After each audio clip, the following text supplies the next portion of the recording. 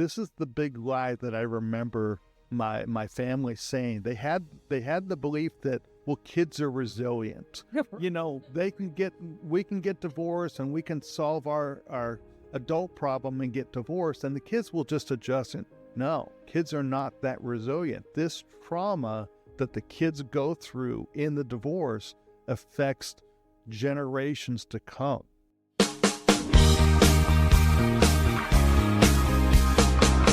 Welcome to the Restore Go podcast, where we discover ways to restore our relationship with God and others.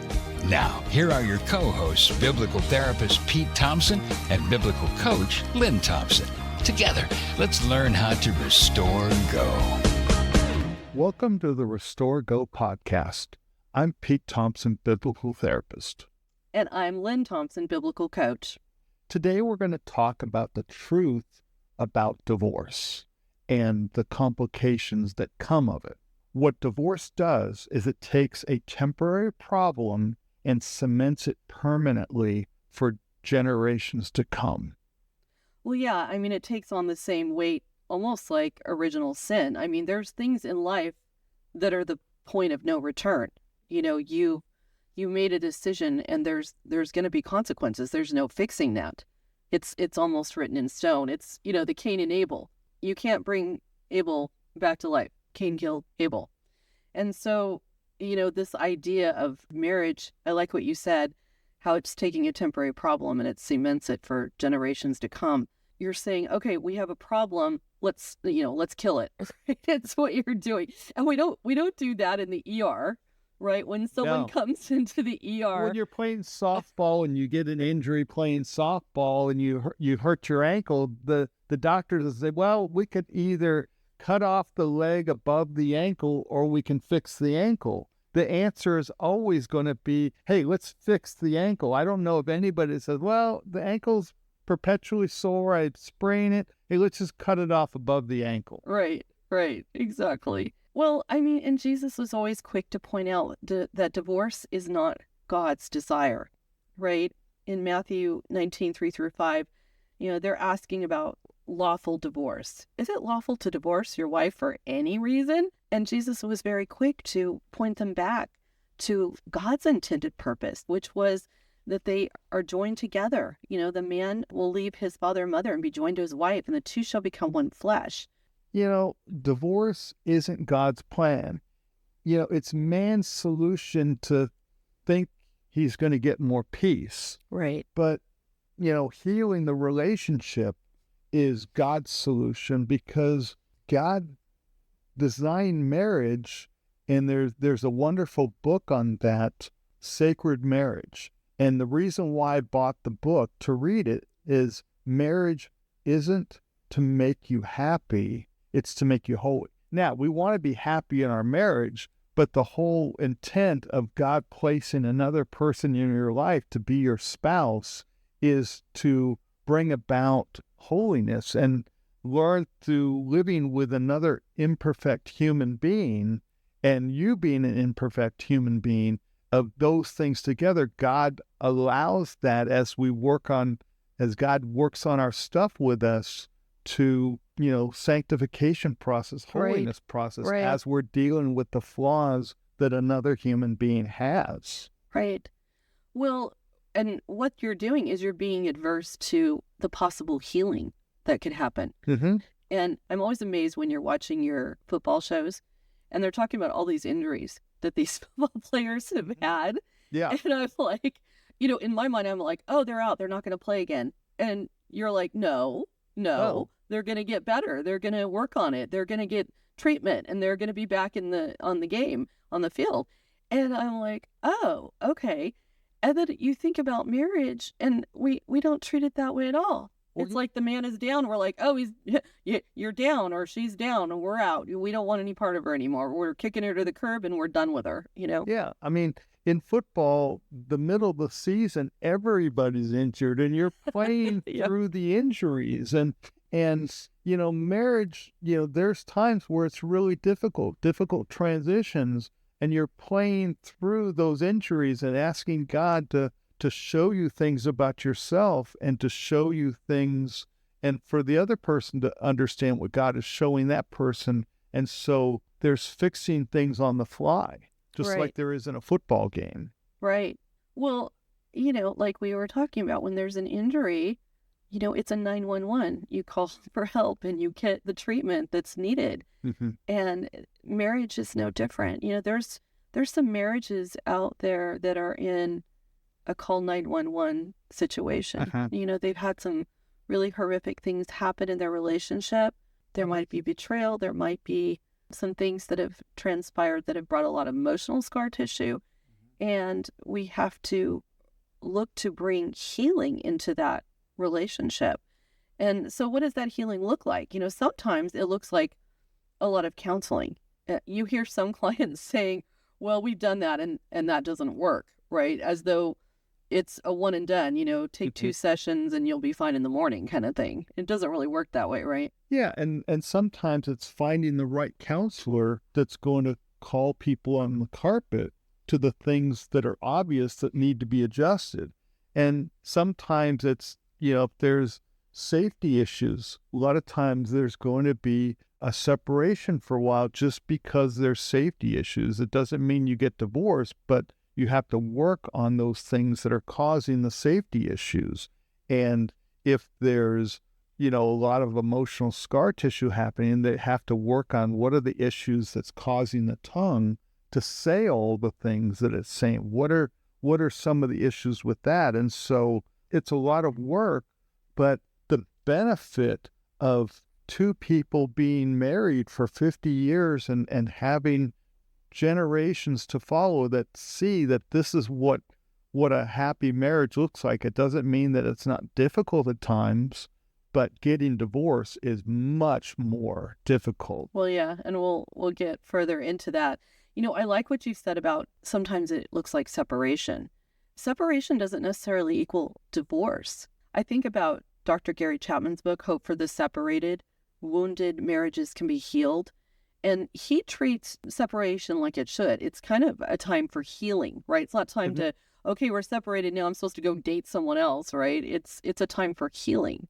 Yes, absolutely. Because the whole redemption story is God dying for our sins. And we have a lot of flaws. And so God helps us through those, and we adjust and we listen to him, and he helps us through that process of looking at what are the flaws. Well, I don't think that's much of a flaw personally, but then God says, no, that's a huge flaw. And Pete, you need to work on that because that's giving your spouse a lot of emotional scar tissue and making her question whether she wants to stay in the relationship.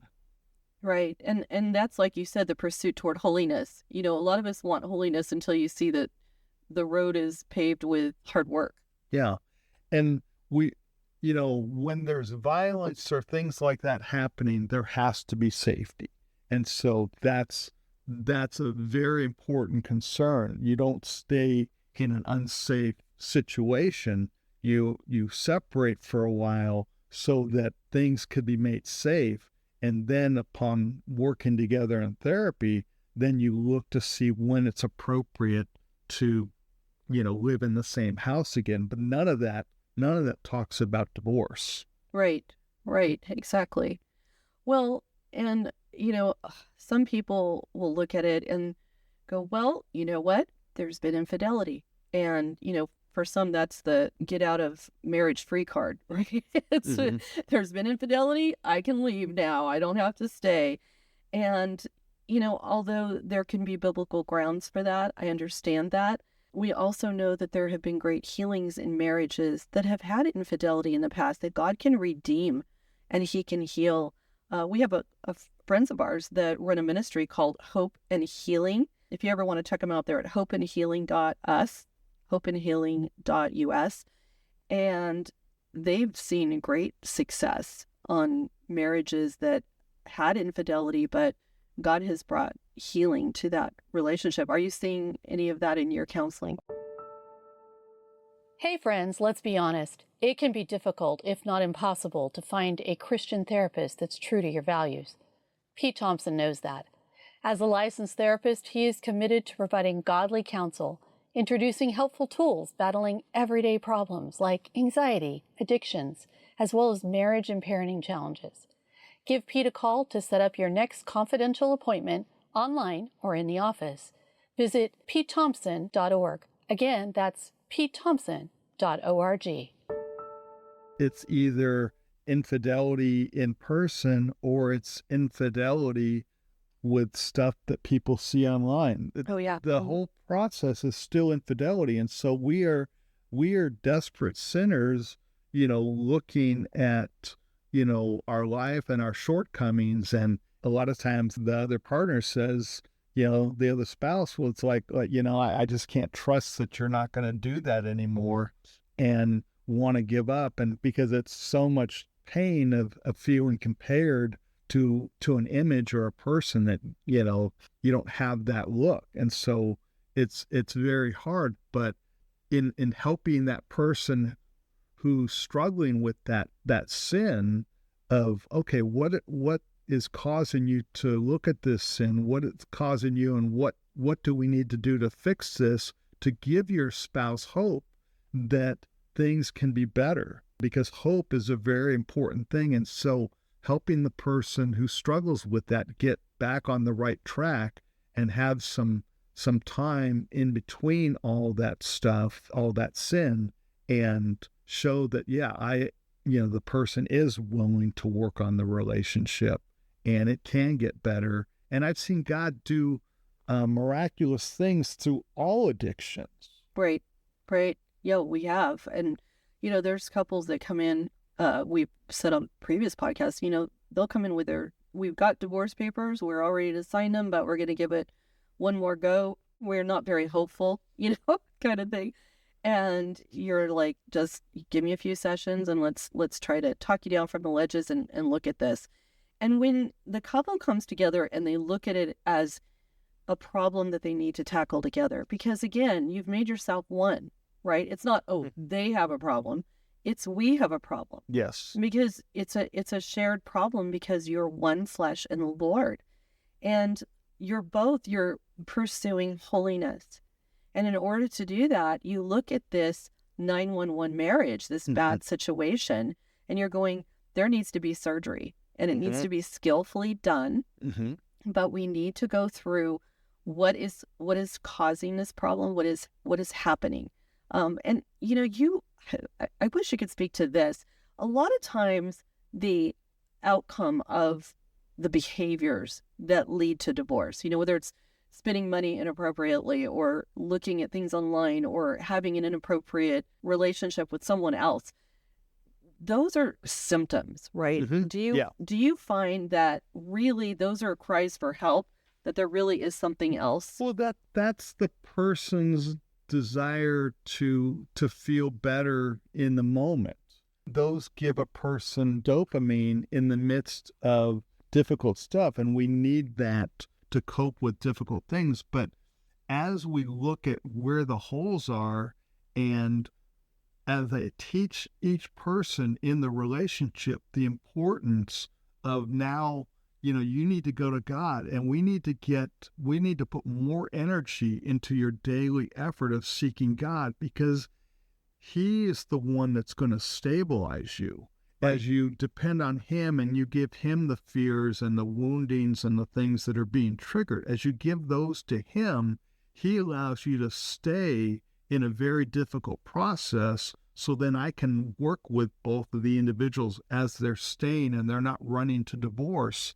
And we can actually do some positive things, and they can see growth in a short time.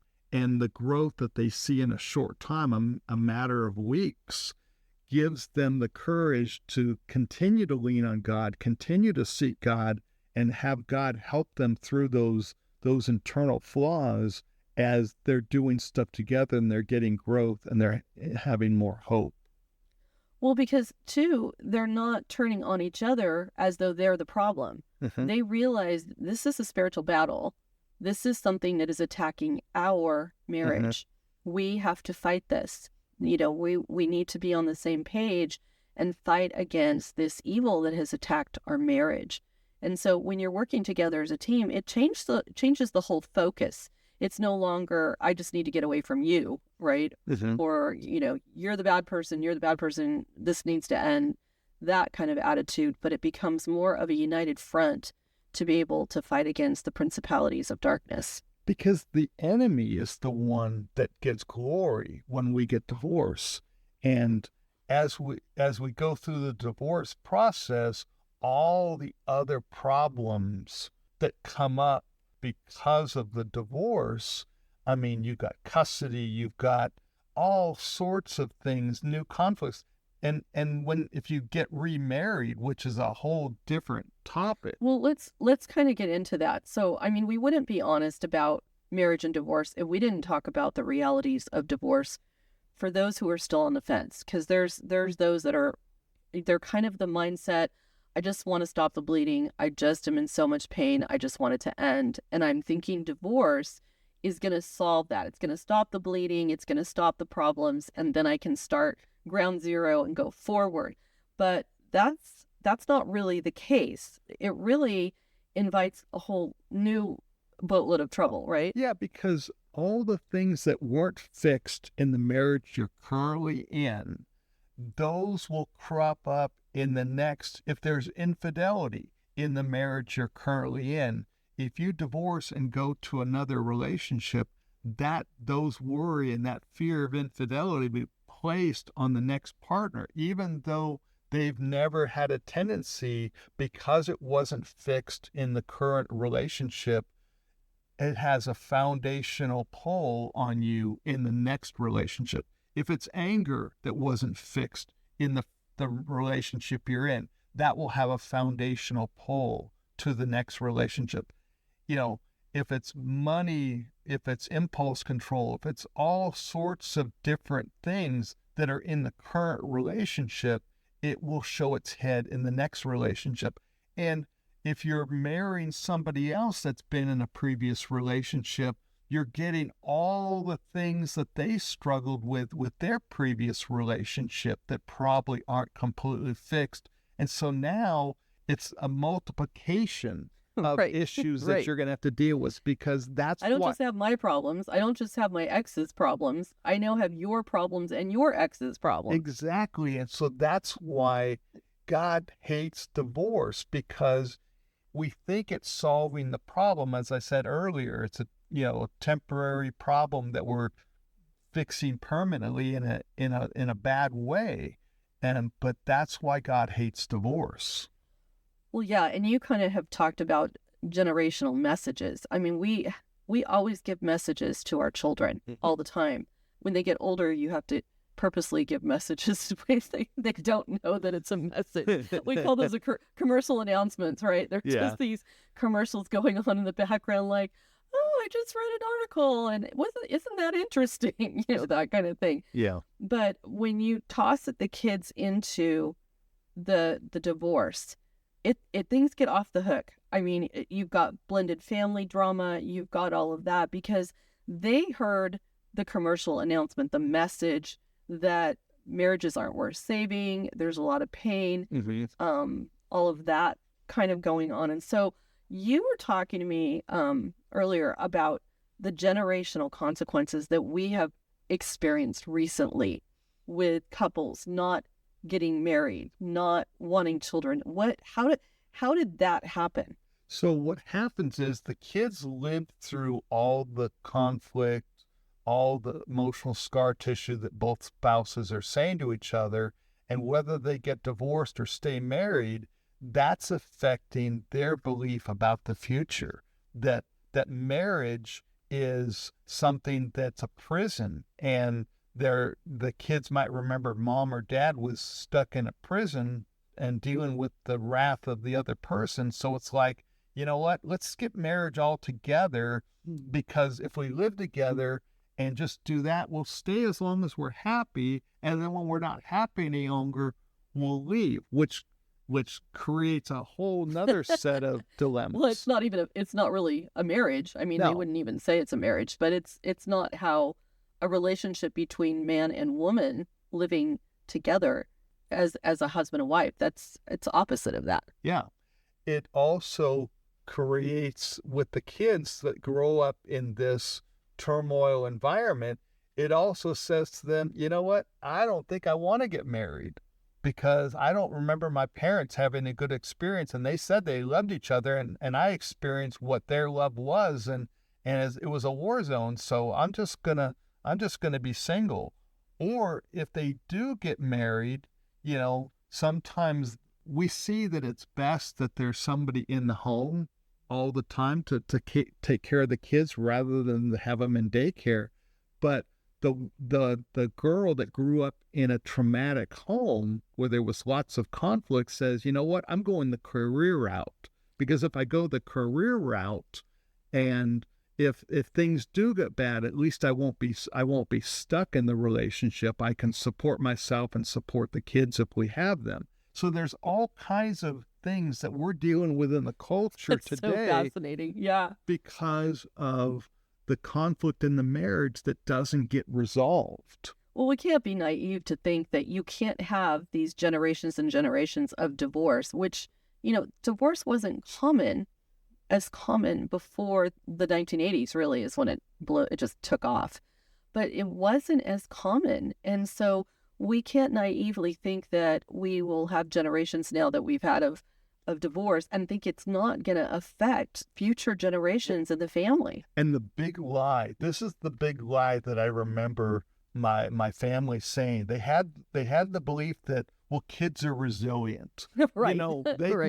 We can get divorced and we can solve our adult problem and get divorced and the kids will just adjust it. No, kids are not that resilient. This trauma that the kids go through in the divorce affects generations to come. Right. Well, yeah, it has to be the taking captive every thought and bringing it under the obedience of Christ, because the thought was marriages are expendable. They can just they're disposable. Yeah. They can be tossed out when we're done.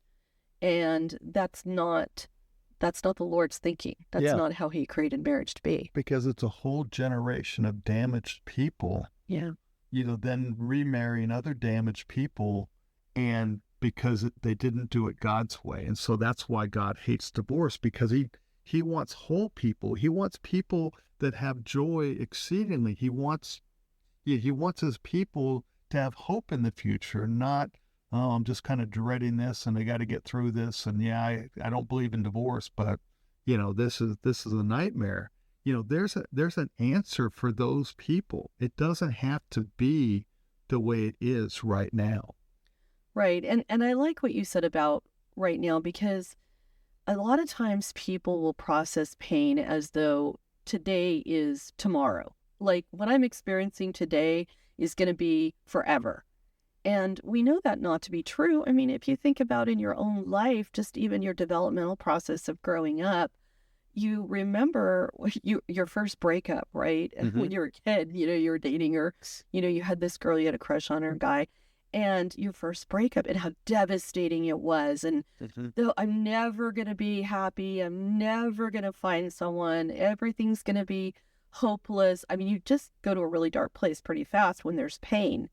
And then when you make decisions based on your pain, that's when it all goes south, because you're not in your right frame of mind. You're grieving, you're suffering, and probably the height of grieving and suffering is not the best place to make a permanent type of decision. Yeah. Any person will tell you that, oh, you're really, really angry right now. You probably want to calm down before you make that decision. And yet we have people that are in the midst of a divorce mentality, and they're like, yeah, this is awful. We want out. We're going to make a decision to permanently destroy our marriage. And they are making it at the top and the height of the pain that they're going through. Not a good place to make a permanent decision.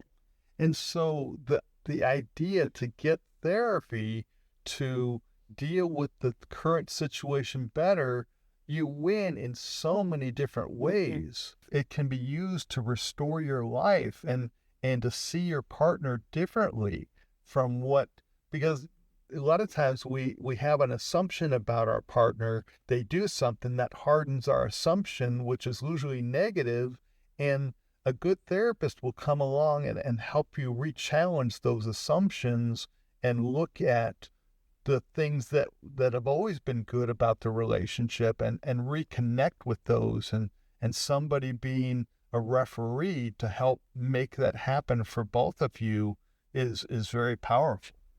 Right. And one of the things that I've heard people say in the past is, well, this is going to lead me, if I stay with this person, this means a lifetime of counseling.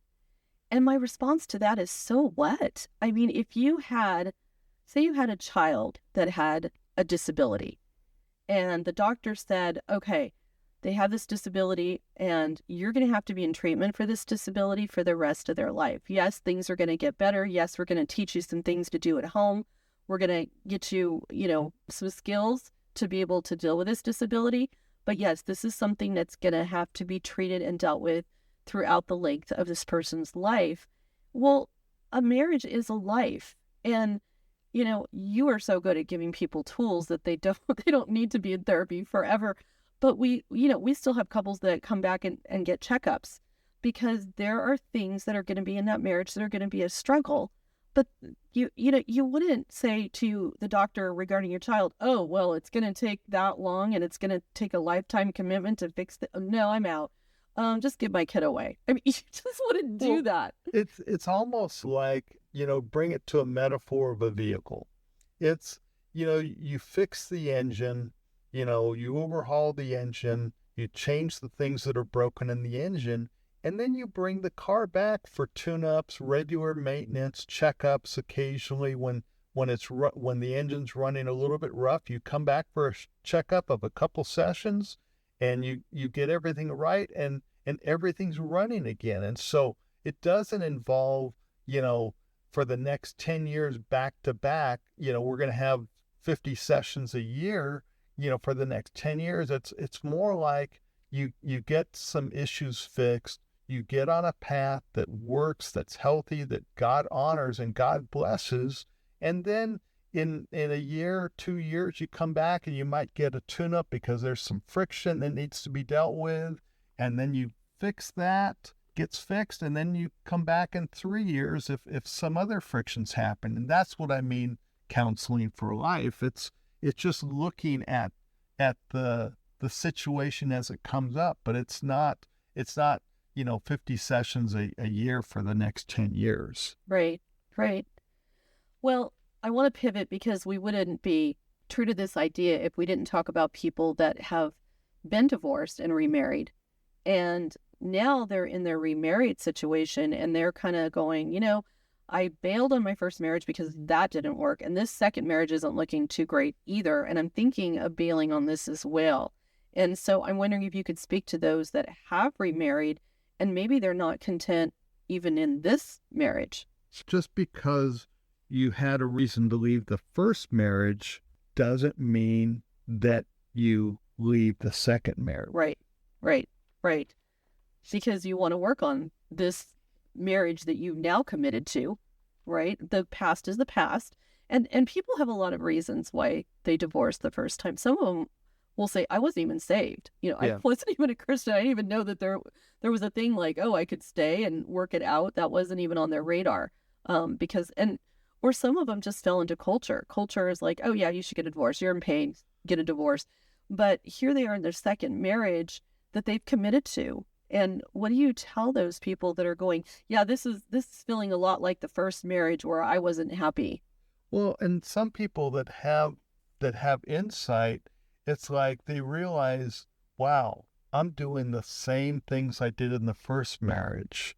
And they feel really bad because they remember the good times that they had in the first marriage, and they're thinking, I harmed this person because of some of my habits, my behavior, and my thinking, and now I'm starting to do this in the second marriage. And so, my thing would be, let's keep this second marriage working. Let's change the things that are happening, whether the same things or not.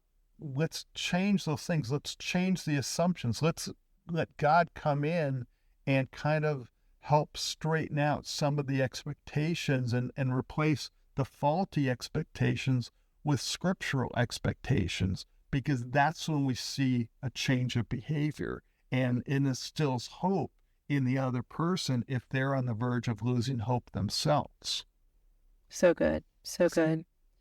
You know, we know as believers that grace covers us, but we still have the consequences. And I think that's kind of what you're talking about.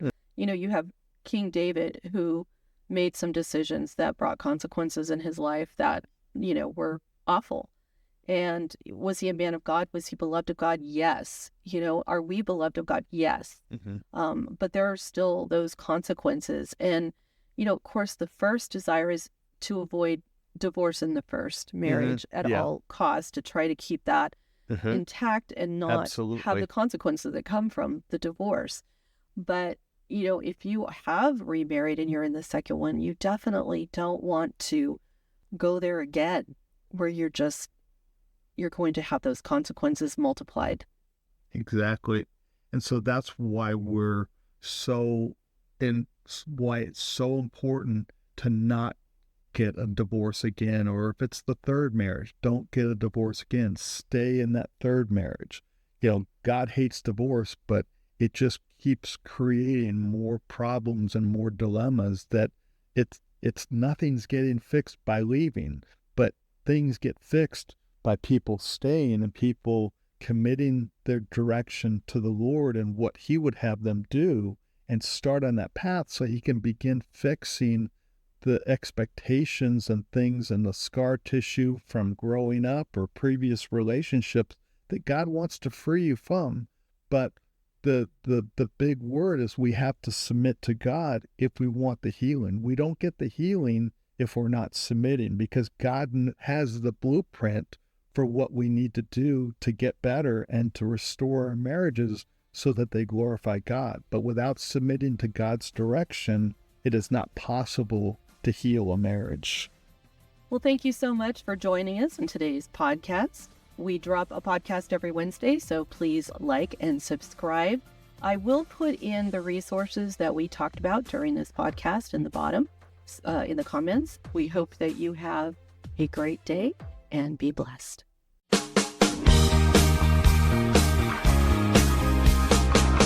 Thank you for listening to the Restore Go podcast. Now, Restore Go is produced by Pete Thompson Christian Counseling. Pete is a licensed therapist who offers affordable family and individual counseling in North Texas and online throughout the United States. Pete provides counseling from a biblical perspective. Be sure to subscribe to the podcast and visit us at PeteThompson.org.